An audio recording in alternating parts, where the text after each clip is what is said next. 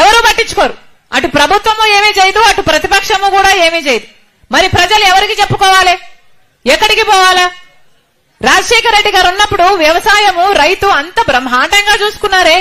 మరి ఆయన కొడుకైన జగనన్న గారు వ్యవసాయాన్ని ఇంత నిర్లక్ష్యం చేస్తుంటే మరి ఇది రాజశేఖర రెడ్డి గారి ఆశయాలను నిలబెట్టినట్టు ఎలా అవుతుందో మీరే ఆలోచన చేసుకోండి.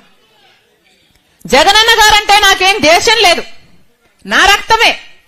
కానీ ఇది సిద్ధాంతపరమైన వ్యతిరేకం మాత్రమే. మేమంటున్నది ప్రజలు మీకు ఓట్లేస్తే మీరు ముఖ్యమంత్రులు అయ్యారు, అలాంటప్పుడు ప్రజలకు మీరు మేలు చేయాల్సిన బాధ్యత ఉందా లేదా అని మేము ప్రశ్నిస్తున్నాం. వ్యవసాయం రాజశేఖర రెడ్డి గారికి అంత ముఖ్యమైనప్పుడు ఆయన ఆశయాలను నిలబెడుతున్నామని చెప్తున్న జగనన్న గారికి రైతులంటే ఎందుకంత చిన్న చూపు, వ్యవసాయం అంటే ఎందుకంత చిన్న చూపు?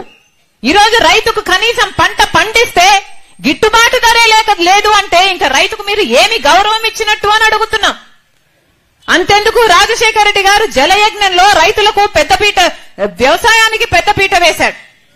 జలయజ్ఞంలో రాజశేఖర రెడ్డి గారు ఎన్నో ప్రాజెక్టులను చేపడితే 54 ప్రాజెక్టులను చేపడితే 12 ప్రాజెక్టులు ఆయనే పూర్తి చేస్తే 42 ప్రాజెక్టులు మిగిలిపోతే ఆ రోజు జగనన్న గారు చెప్పిన మాట, రాజశేఖర రెడ్డి గారు దివంగత మహానేత రాజశేఖర రెడ్డి గారు తలపెట్టిన అన్ని ప్రాజెక్టులను నేను పూర్తి చేస్తానని చెప్పిన జగనన్న గారు మళ్ళీ ఒక ప్రాజెక్టును కూడా ముట్టుకోలేదు.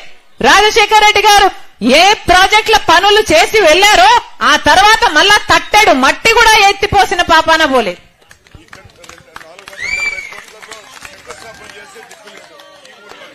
ఈ ఊర్లోనే ఎక్కడో శంకుస్థాపన చేశారంట, 2 నదులు అనుసంధానం చేసి ఏదో ప్రాజెక్టు చేస్తామని మళ్ళీ దానికి కూడా దిక్కు లేకుండా పోయింది.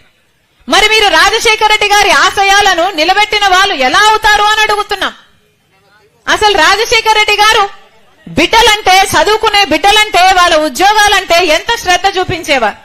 రాజశేఖర రెడ్డి గారు ఫీజు రీయింబర్స్మెంట్ ద్వారా ఎంతమంది బిడ్డలు డాక్టర్లు, ఇంజనీర్లు, ఎంబీఏలు, ఎంసీఏలు చదివారు కదా. మరి ఇప్పుడుందా ఆ పరిస్థితి? ఇప్పుడు ఆ పరిస్థితి లేదు.